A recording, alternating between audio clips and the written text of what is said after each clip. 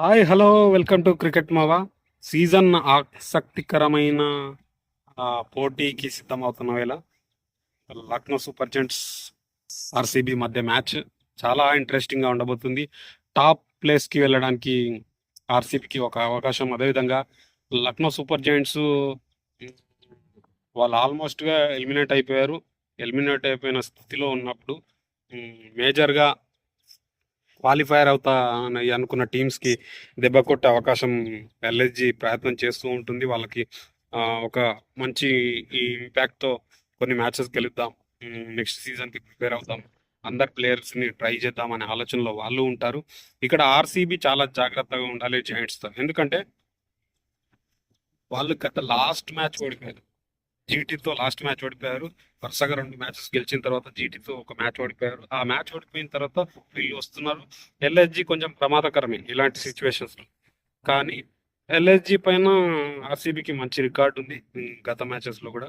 ఆ రికార్డ్ని లెక్కేసుకొని మరి ఇక్కడ ఏమైనా లెక్కలు తారుమారు చేస్తారా, లేదంటే గుజరాత్ జాయింట్స్ పైన మ్యాచ్ ఓటమి తర్వాత అదే కంటిన్యూషన్స్తో ఇక్కడ జాయింట్స్ పైన కొడతారా లేదా చూడాలి. ఎందుకంటే జాయింట్స్ ఓడిపోతే, లక్నో సూపర్ జాయింట్స్ ఓడిపోతే వాళ్ళకి పెద్దగా ఒరిగిందేం లేదు, ఎందుకంటే ఈ సీజన్ ఆల్మోస్ట్ వాళ్ళు ఎలిమినేట్ అయ్యే సిచ్యువేషన్ ఉంది. కానీ ఇక్కడ ఆర్సీబీ టాప్లోకి వెళ్తే ఇంకా మిగిలిన 3 మ్యాచెస్తో ఒక 2 మ్యాచెస్ గెలిచినా వీళ్ళు టాప్ 2 ఫినిష్ చేయొచ్చు. లేదు అంటే ఇబ్బందికరమైన సిచ్యువేషన్స్ ఏర్పడుతూ ఉంటాయి ఆర్సీబీకి. ఆ సిచ్యువేషన్స్ రావద్దు. ఇంకా క్వాలిఫైయర్లో టాప్ 2 ప్లేస్లో మేము ఫినిష్ చేస్తే ఒక మ్యాచ్ తక్కువ ఆడి డైరెక్ట్ ఫైనల్కి వెళ్ళే అవకాశం ఉంటుంది. కాబట్టి ఆ అవకాశాన్ని పోగొట్టుకోవద్దనే ఉద్దేశంలో ఆర్సీబీ ఉంటుంది. ఇక టీమ్స్ విషయానికి వస్తే లక్నో సూపర్ జాయింట్స్కి ఏది కూడా కలిసి రావట్లేదు. లాస్ట్ మ్యాచ్లో ముంబై మీద 220 వరకు స్కోర్ కొట్టినా కూడా వాళ్ళ బౌలింగ్ డిపార్ట్మెంట్ చాలా బాగుంది అనుకున్న బౌలింగ్ డిపార్ట్మెంట్ లాస్ట్ మ్యాచ్లో ఫెయిల్యూర్ కనబరచడం. వీళ్ళకి ఒక పాజిటివ్ విషయం ఏంటంటే నక్లెస్ పురాన్ ఫామ్లోకి రావడం, లాస్ట్ మ్యాచ్లో భారీ సిక్సర్లు కొడుతూ అతను మంచి ఫామ్లోకి రావడం. రిషబ్ పంత్ అనుకున్న రీతిలో పర్ఫార్మెన్స్ రాకపోవడం అనేది వాళ్ళకి ఇబ్బంది కలిగించింది. మార్క్రమ్ని ఎక్కడ ఆడించాలి, ఒకసారి పైన ఒకసారి కింద, ఈ కన్ఫ్యూజన్ నడిచింది.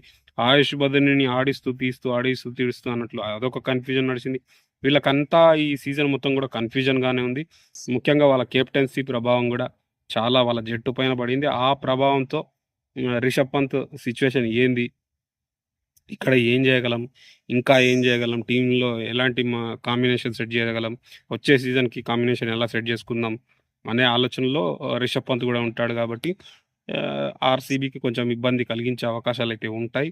ఆ అవకాశాలని తీసుకోకుండా ఆ మంచి బ్యాటింగ్ పిచ్ వచ్చిందంటే మాత్రం బెంగళూరు ఆల్రెడీ బ్యాటర్స్ అందరూ కూడా మంచి ఫామ్లో ఉన్నారు. లాస్ట్ మ్యాచ్లో గుజరాత్ మీద కొంచెం ఆ ఫెయిల్యూర్ కనబరిచినప్పటికీ మిగతా అంతటి కూడా ఫామ్లో ఉన్నారు. విరాట్ కోహ్లీ ఆ కన్సిస్టెన్సీ అనేది కనబరుస్తూ ఉన్నాడు. అతని నుంచి, రజిత్ పాటిదార్ నుంచి, అదేవిధంగా దేవదత్ పడికల్ నుంచి మంచి బ్యాటింగ్ కంట్రిబ్యూషన్స్ వస్తున్నాయి. ఈ మ్యాచ్లో కూడా మంచి కంట్రిబ్యూషన్ వస్తుంది. ఏమాత్రం బ్యాటింగ్కి అనుకూలంగా పిచెస్ దొరికాయన్న అంటే మాత్రం వీళ్ళు ఖచ్చితంగా అదరగొట్టేస్తారు.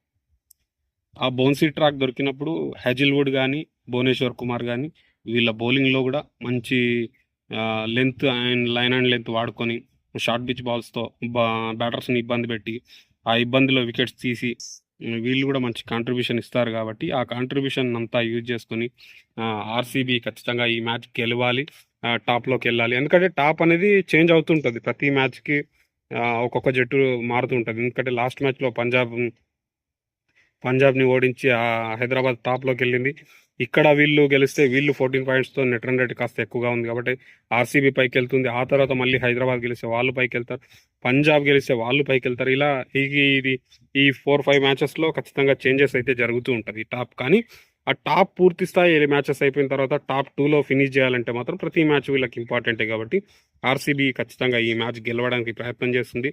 విరాట్ కోహ్లీ కూడా మంచి కాంట్రిబ్యూషన్ ఇవ్వాలనుకుంటాడు. అదేవిధంగా బౌలింగ్ డిపార్ట్మెంట్లో శ్రేయాస్ శర్మ కానీ కీలకం అవుతారు వీళ్ళ దాంట్లో. ఎందుకంటే ఏ మాత్రం బ్యాటింగ్ పిచ్ దొరికినా పేసర్స్ కంటే కూడా స్పిన్నర్స్ కొంచెం కీలకం అవుతారు. కాబట్టి వీళ్ళ దగ్గర ఉన్న స్పిన్లో ఆ క్రూనాల్, అదేవిధంగా శ్రేయాస్ శర్మ ఇద్దరు కూడా కీలకం కాబోతున్నారు. ఇక్కడ లక్నో సూపర్ జెయింట్స్ విషయానికి వస్తే వీళ్ళ స్పిన్ డిపార్ట్మెంట్ కంటే కూడా ఫేస్ డిపార్ట్మెంట్ చాలా బెటర్గా ఉంది. స్పిన్ డిపార్ట్మెంట్ గురించి ఎంత తక్కువ మాట్లాడితే అంత బెటర్గా అన్నట్లు ఎల్ఎస్జి పర్ఫార్మెన్స్ ఉంది.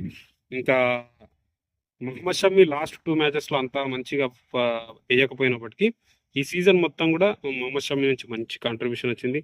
మంచి బౌలింగ్ లైన్ అండ్ లెంత్తో వికెట్లు ఇచ్చాడు, మంచి కాంట్రిబ్యూషన్ ఇచ్చాడు.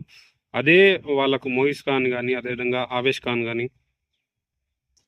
ప్రిన్స్ యాదవ్ కానీ, వీళ్ళ నుంచి అందరూ వీళ్ళ పేసర్స్ అంతా కూడా బౌలింగ్ నిజంగా చెప్పాలంటే ఈ సీజన్లో మిగతా జట్లతో పోలిస్తే వీళ్ళ పేస్ డిపార్ట్మెంట్ చాలా బాగుంది, చాలా కాంట్రిబ్యూషన్ కూడా ఇచ్చారు. ఎక్కడ వీళ్ళు పొరపాటు జరిగింది ఎల్ఐజికి అంటే వీళ్ళ బ్యాటింగ్ కాంట్రిబ్యూషన్ లేకపోవడం, వీళ్ళ కెప్టెన్ స్ట్రాటజీస్ పూర్తి స్థాయిగా ఫెయిల్యూర్ అవడం, రిషబ్ పంత్ బ్యాటింగ్లో కూడా పూర్తి స్థాయిగా ఫెయిల్యూర్ అవడం అనేది ఇది ఎల్ఎస్జిని కొంపముంచింది ఈ సీజన్ మొత్తం కూడా.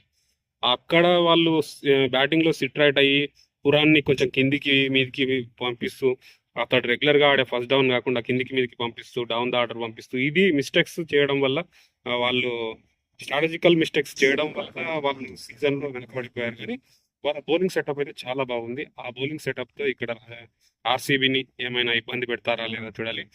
ఖచ్చితంగా ఈ మ్యాచ్ చాలా ఇంట్రెస్టింగ్గా ఉంటుంది. ఎందుకంటే ఆర్సీబీ టాప్కి వెళ్తుందా లేదంటే జాయింట్స్ ఏమన్నా షాక్ ఇస్తుందా అనే ఆలోచనలో అందరు ప్రేక్షకులు కూడా ఆసక్తిగా ఉంటారు. కాబట్టి ఈ మ్యాచ్ చాలా ఇంట్రెస్టింగ్గా ఉండబోతుంది. చాలా చాలా ఇంట్రెస్టింగ్గా ఉండబోతుంది. ఆర్సీబీ టాప్కి వెళ్తుందా లేకపోతే జాయింట్స్ షాక్ ఇస్తుందా చూద్దాం. మరి ఈ వీడియో గురించి మీరేమనుకుంటున్నారో లైక్ చేయండి, కామెంట్ చేయండి, షేర్ చేయండి.